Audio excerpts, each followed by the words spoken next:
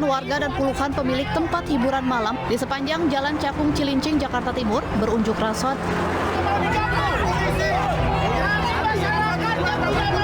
sambil membawa spanduk. Warga menghadang petugas gabungan yang memberikan surat somasi terkait pengosongan lahan.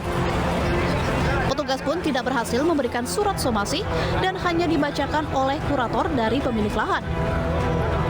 Saat dibacakan, warga menolak dan berdebat dengan pihak pemilik lahan. Warga menolak karena merasa sudah menempati lahan tersebut sejak puluhan tahun lalu. Akibat peristiwa tersebut, akses lalu lintas di sepanjang jalan menjadi terhambat. Terkait pengosongan lahan. Pengosongan lahan ya. Tadi ada perlawanan atau enggak, Kak? Untuk perlawanan enggak, cuman memang ada kegiatan penutupan jalan sekitar menitan. Setelah 1 jam berlalu, petugas gabungan pun mundur. Namun, warga masih tetap bertahan di sepanjang jalan tersebut. Dari Jakarta, Rio Manik, iNews melaporkan.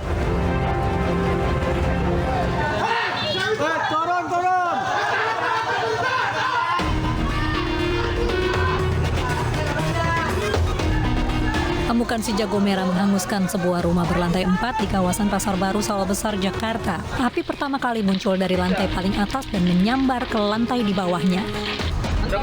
Banyaknya barang mudah terbakar membuat api semakin cepat membesar hingga sulit dipadamkan. Warga bahu-membahu menyelamatkan barang-barang dari kebakaran. Mulai ketahuan api di mana, Bang? Oh, dari atas, Bang. Dari atas. Iya. Abang tadi sedang ngapain, Bang, bawa api keluar? Saya di bawah nemenin anak tidur. Pas saya ke atas, nanti saya turun. Lalu kebakaran di atas, ya. Sudah habis dia apinya. Diduga hubungan arus pendek listrik di lantai 4 jadi penyebab terjadinya kebakaran. Api dapat dipadamkan 30 menit kemudian. Dari Jakarta, Rani Sanjaya, iNews melaporkan.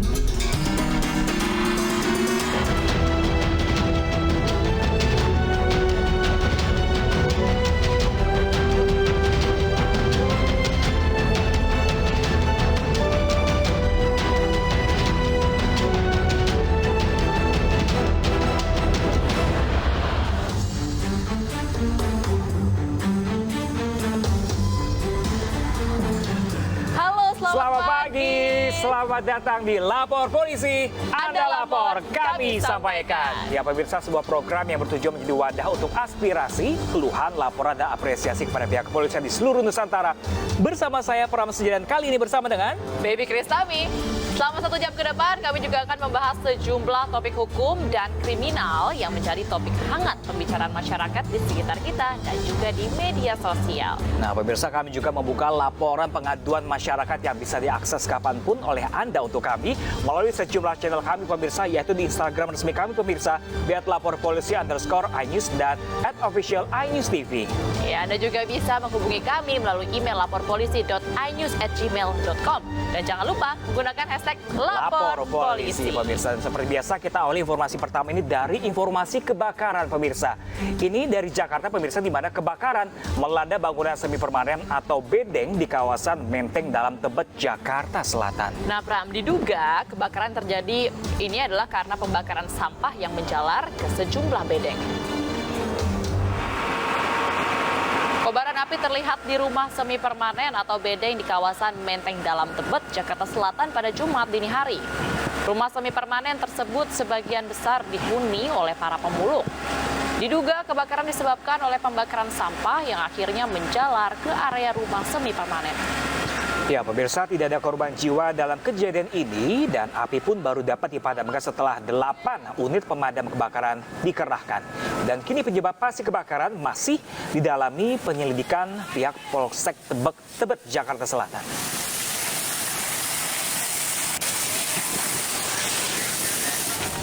Selanjutnya nih, Bram, ada satu orang tewas dalam minibus ditabrak kereta api di Pasuruan, Jawa Timur. Nah, ini kecelakaan ini terjadi, pemirsa, ketika penjaga perlintasan sedang beribadah.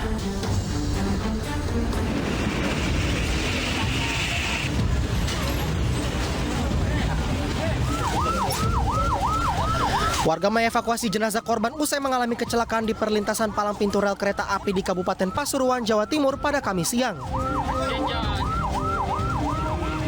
sopir diduga tidak mengetahui kereta api Sri Tanjung melintas dari arah Probolinggo tujuan Yogyakarta sehingga mobil terseret 20 meter dari lokasi kejadian.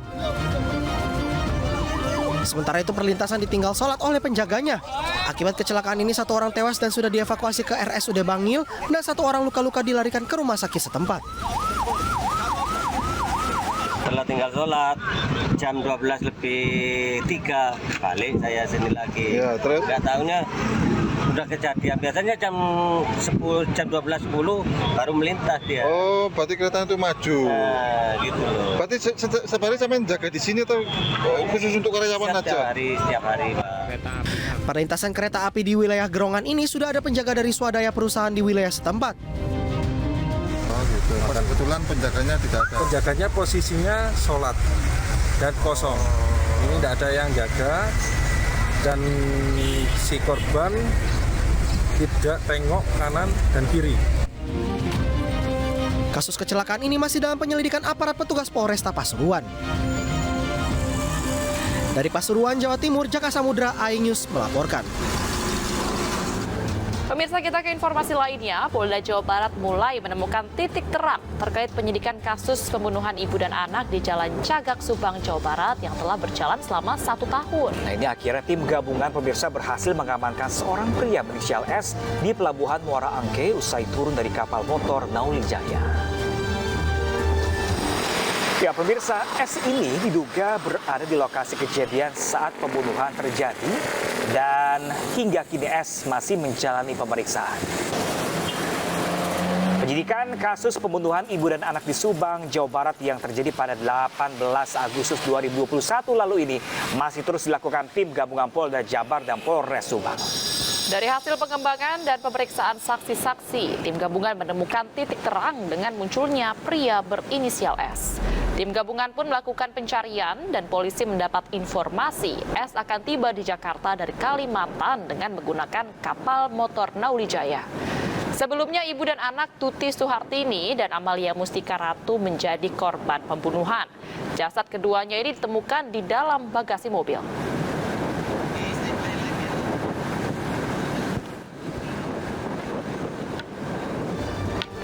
Untuk mengetahui lebih dalam, mengetahui kasus pembunuhan ini, kita telah bergabung dengan Kabid Humas Polda Jawa Barat, ada Kombes Pol Ibrahim Tompo. Halo, selamat pagi Bapak Ibrahim. Terima kasih telah bergabung bersama kami pagi hari ini di Lapor Polisi. Selamat pagi Mas Pram. Selamat pagi Pak Ibrahim. Ya, Pak Ibrahim, ini sebenarnya sudah diamankan sosok berinisial S. Lalu siapakah sosok S tersebut, Pak? Ya, jadi terkait dengan kasus Subang ini, penyidik berusaha keras untuk mengungkap perkaranya. Segala kemungkinan berusaha didalami yang mungkin saja mempunyai peluang untuk bisa mengungkap perkaranya. Termasuk melakukan pendalaman-pendalaman kepada seluruh informasi-informasi yang didapat dan petunjuk-petunjuk yang ada. Di mana akhirnya kita dapat keterangan atau petunjuk terkait dengan adanya seseorang yang berada di TKP saat kejadian. Nah, dari informasi ini akhirnya dilakukanlah pengembangan dan didapatlah sebuah nama yang informasinya berada di Kalimantan dengan menumpang kapal. Kemudian dilakukan kembali pendalaman dan akhirnya diperoleh informasi bahwa tanggal 2 Agustus akan merapat di Muara Angke. Dari situ kemudian penyidik berkoordinasi dengan kesatuan kepolisian setempat dan akhirnya melakukan pengamanan terhadap yang bersangkutan. Nah, kemudian dilakukanlah pemeriksaan pendalaman terkait dengan alibi-alibi yang bersangkutan saat berada di TKP. Baik, Pak Ibrahim, berbicara mengenai sosok S ini, apakah keluarga mengenal? Memang kita belum sampai ke sana untuk melakukan konfrontir terkait dengan kenal ya. Tapi secara bertahap kita lakukan pendalaman terkait alibi yang bersangkutan dulu. Ya, Pak Ibrahim, tadi Anda bilang bahwa S ini berada di TKP saat kejadian. Artinya si S ini ada di rumah tersebut saat kejadian pembunuhan itu terjadi? Atau seperti apa, Bapak? Memang tidak bisa spesifik disampaikan bahwa berada di TKP atau mungkin kedekatannya berada di dalam rumah gitu. Tetapi dari petunjuk yang kita peroleh berada di sekitar TKP. Nah, dari sinilah penyidik berusaha melakukan pendalaman, kan segala kemungkinan kan bisa saja terjadi. Untuk itu memang tetap dilakukan pendalaman untuk bisa mengetahui kira-kira apa yang dilakukan oleh saudara S ini di sekitar TKP tersebut. Iya, Pak Ibrahim, dari pendalaman yang dilakukan oleh pihak kepolisian sejauh ini, apakah ada kemungkinan inisial S ini mengarah ke tersangka, Bapak? Ya, jadi segala kemungkinan mungkin saja ya. Tetapi kita juga berusaha untuk profesional dengan berupaya untuk menetapkan atau mengambil langkah-langkah hukum sesuai dengan prosedur yang ada. Di mana di dalam pasal 184 KUHP itu pemenuhan alat bukti yang sah harus terpenuhi.